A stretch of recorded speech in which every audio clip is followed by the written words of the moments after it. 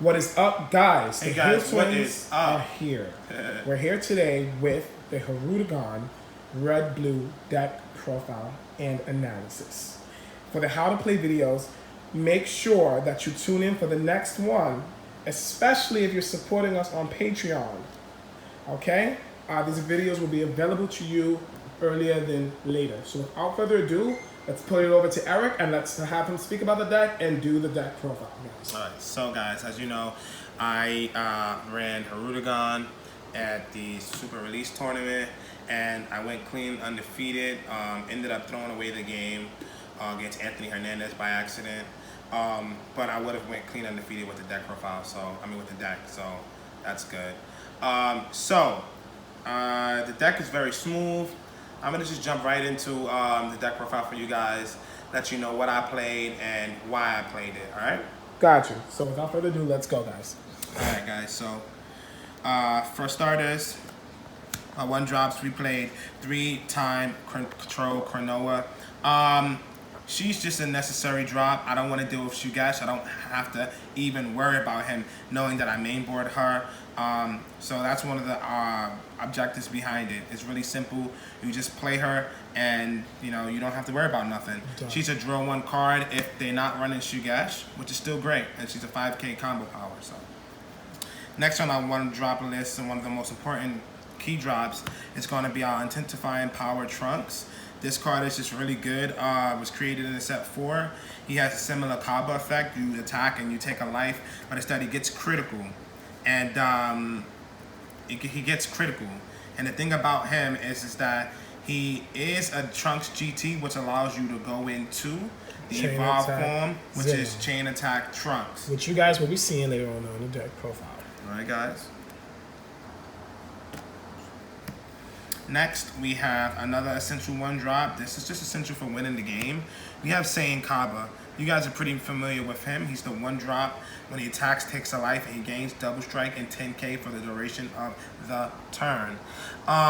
He's great. I want to see him later because he's just going to be one of the crucial cards that, he's going to be one of the crucial cards that's going to allow me to win the game. Simple. He's just going to be able to go in and attack and get that double strike. And with this deck, you'll notice that we're able to double strike the opponent down to critical range later on in the game. Very early in the game.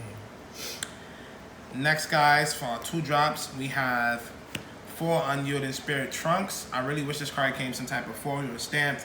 This card is the MVP of the deck. Yes, sir. Being able to just constantly restand your energy. Trunks is what enables you to do those powerful 2-turn plays or 3-turn plays, whatever turn you really want to go out, even 1 turn, essentially.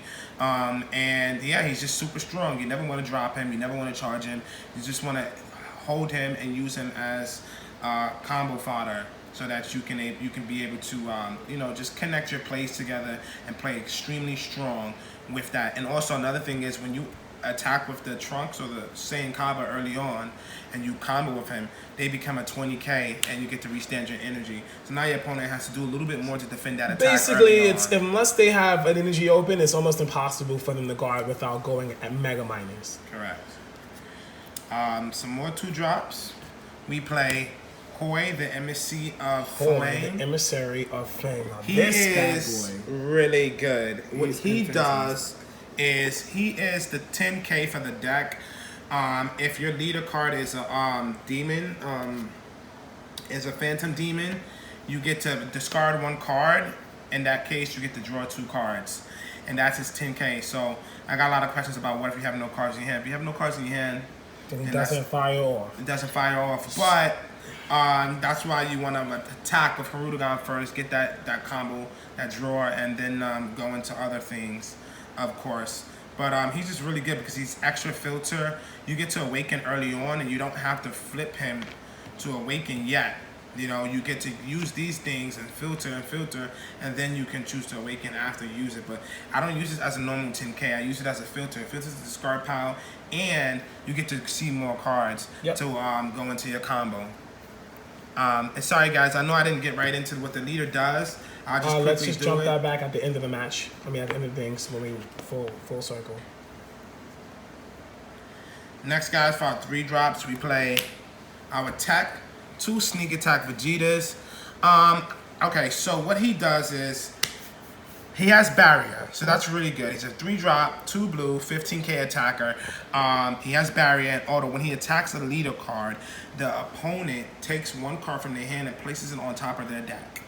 Now, what's so important about this card is that the reason why he's attack is because normally I don't start with 2 blue energy, so he's kind of hard to cast immediately on turn 3, but he is a chain attack Trunks target, and he works hand in hand with the awakened form of Hirudegan. So Hirudegan attacks, and he draws 1 card, and then after that, your opponent selects 1 card in their hand and places it on top of their deck. He does the same exact thing, and they just work hand in hand, becoming a powerful combo later on in the game. So I teched him in.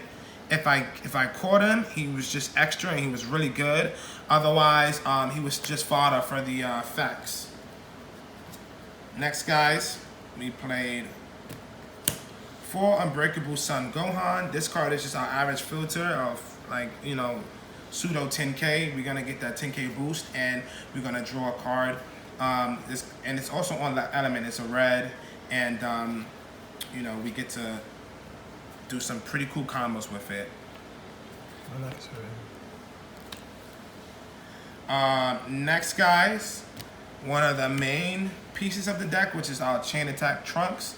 As you can see, we can hard drop him or link him in with the intensifying power Trunks, and his targets is going to be the sneak attack and our Zeno, the plane god. So this is the combo that really puts us over the top early on. We're just gonna attack the opponent and make sure that they take those damages, get those cards to their hand. Then that Kaabah is gonna come into play, attack the opponent, double strike them. Hopefully they take it. If I'm awakened, I get to use my 10Ks to force them out. And if not, then I chain attack Zeno early on, reset the whole hand and reset the whole field, and start over again. By this time, my leader's awakened, and I'm almost at 4 energy to start really controlling the state of the game. Very powerful combo is being seen in many decks. I felt that it was very viable in this deck given what Hirudegan can do early on with his filter. Next, guys, we play the big bad boy, 4 for seeing hits. We play 4 of this because he's just a very important drop on turn 4. You want to make sure that you drop him on turn 4. Simple as that, because on turn 4 you get to go and take 2 cards out of their hand, then put them in an even another bad state by attacking with him and making them put another card on top of their deck. So this way you really kind of swing it in for game on turn 4. So we play 4 so we see it, and oftentimes then others we have to drop him as a key or pitch him for the unawakened side of Hirudegan's. When he attacks the leader, you discard a battle card and you draw 2 cards. So we make sure we play 4 just in case we ever in a scenario where we have to charge him or dump him for an effect. So that's hit for you guys. And lastly, for our battle cards, we play 3 Scientist Fool. What's so great about this card in this deck is that we reach 7 cards consistently. He's basically like a 5 drop in this deck because you filter so much in this deck. And another good thing is when you chain attack Zeno during the turn, you drop him, he goes right back into the deck. And by that time, you've already gotten a formidable amount of cards in the discard pile. So when you draw into him, you might draw into the same one that you deployed during that turn that you chain attack Zeno. And you just keep 2 in the deck ultimately. So it's really great, and you just see him all the time with so much cards being filtered into your discard pile. Lastly, for our extra cards, we play 4 Flute. This is just to constantly reloop the intensifying trunk or the Kaabah play. This helps us awaken, it draws cards, it's filtered, and it's free. It's super good. And if we catch it late game, we can dump it with MSC Hoy, the 10K. Next, we play 4 Sensu Beam. This is just to extend our combos even greater. So if we get that 1 blue key during the 3rd turn, we get to do a lot of things now because we have our Sensu Beams. And lastly, guys, we played 3 weeks coercions. We played 3 because despite how aggressive we are, we got to realize that when you're aggressive, you don't have a great defense. So this is just going to enable us to get to our next turn. As you guys see in one of our matches, Anthony had attacked with an onslaught of apes, and I was able to perfectly defend myself and go on for game next turn, but I would have been able to do that without the 2 coercions in my hand. So that's the reason why we play the coercions. And like I said, when we're going out for game, we don't need them. We're going to activate our 10K, pitch them to draw 2 cards. So that's the deck, guys. Like I said, on the unawakened side, you pitch a battle card to draw 2 cards. And on the awakened side, you restand 2 energy. And every time he attacks, if you have 4 energy, you draw 1 card and your opponent places 1 card from their hand onto the top of their deck. That's my take on the Hirudegan red-blue aggressive deck build that me and my twin created. Hope you guys really liked it. And like always, guys, stay super. Bamford, bro. I blow a bag today. I don't do nothing for games. I blow the bag today. Walk in the mall and go crazy. I blow a bag today. I buy the whip on the bed.